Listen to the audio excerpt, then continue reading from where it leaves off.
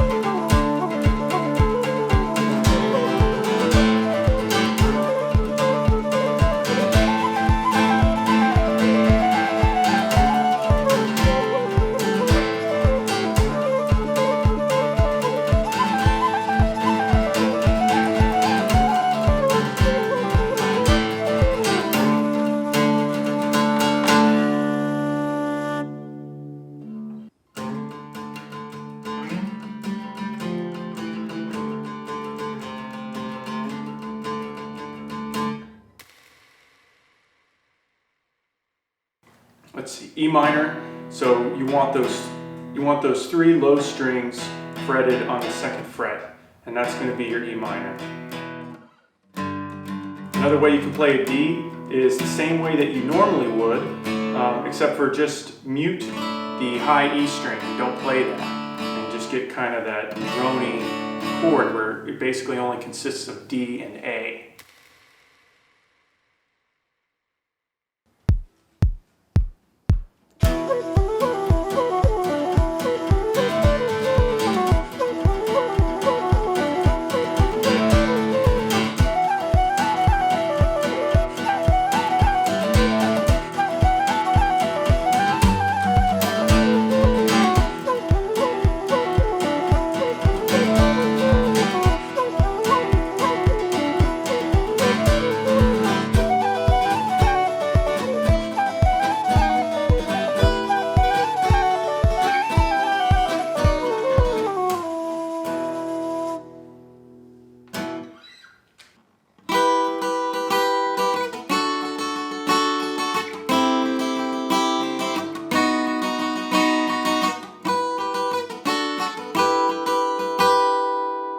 These chords here, I'm using my ring finger on the G string, 9th fret.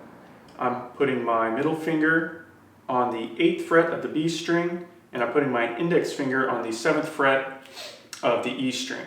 And then slide that down 2 frets, and you're going to put your middle finger on the G string, 7th fret, ring finger on the B string, 7th fret, and your index finger on the E string, 5th fret. Then you just slide that down 2 frets, you got the next shape, and then you slide it down 1 more fret and you have another shape.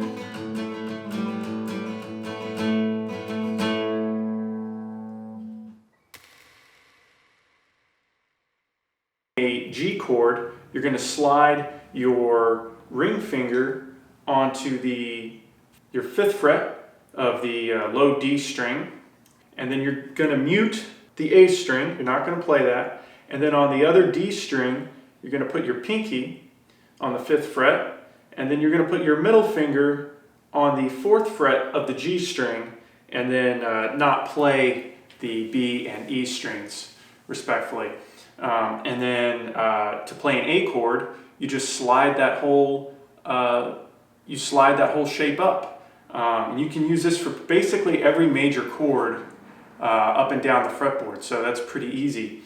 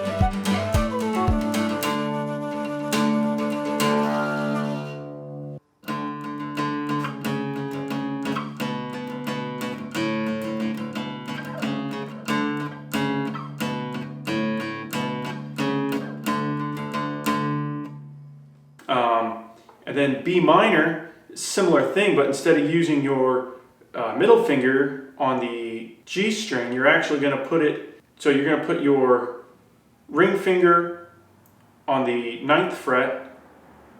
So you're going to make the same shape that you did for your A chord, except for you're going to use your index finger and play it the fret below on that G string. And that's going to get you a B minor shape. And then you can move that up and down the neck to get different minor chords, of course.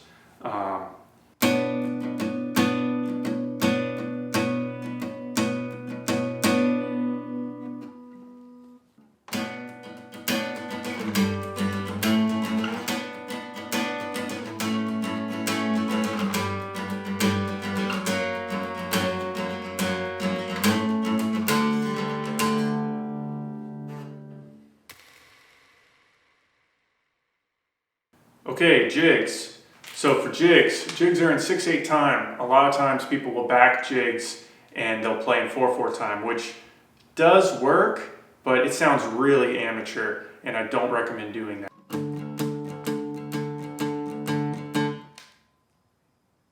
Instead, you want to do down, up, down, down, up, down, down, up, down, down, up, down.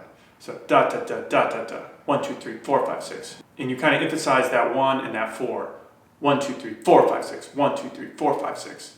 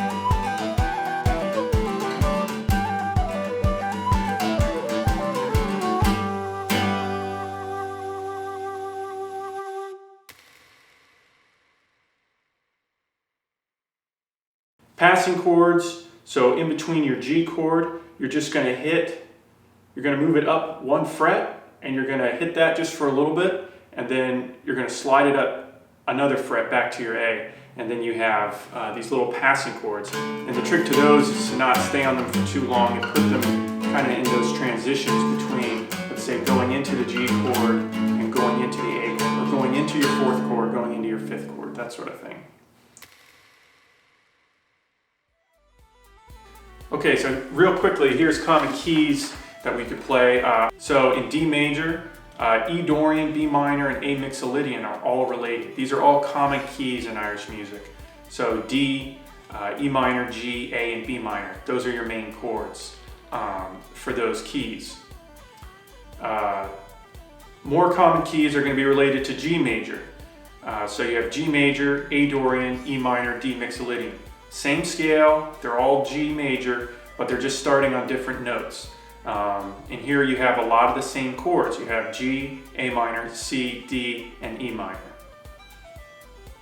The last one is A major. These aren't as common, but they definitely do come up quite a bit. So A major, B Dorian, and F sharp minor. E Mixolydian is not very common for Irish music, so don't worry about that. So you have A, B minor, D, E, and F sharp minor.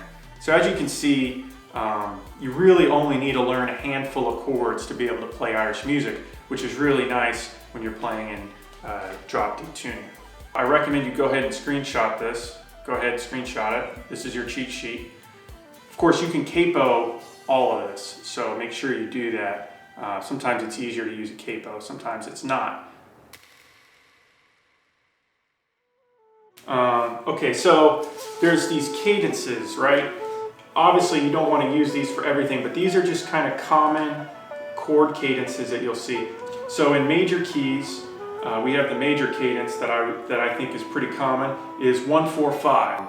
Another thing that might sound cool is doing a little chord substitution. You can, instead of playing your one chord, you can play the minor sixth chord and then play the cadence the way you normally would.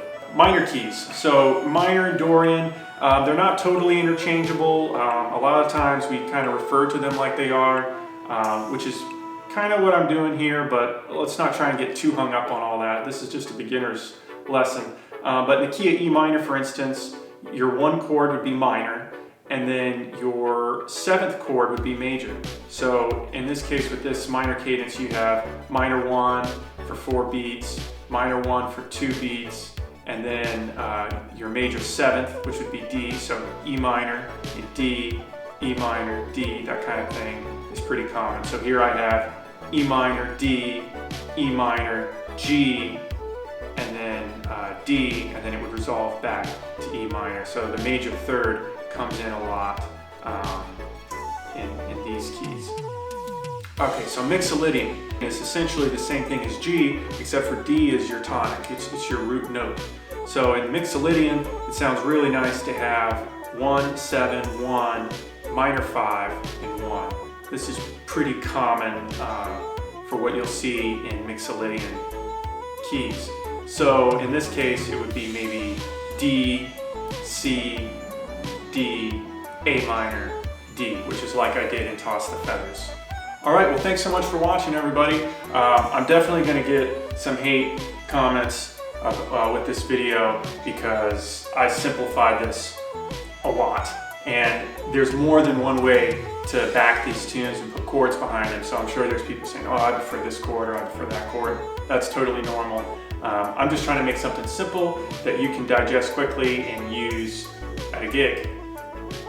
All right, thanks so much for watching, everybody. Make sure, if you haven't already, if you like this video, leave a like and consider subscribing. Thanks a lot.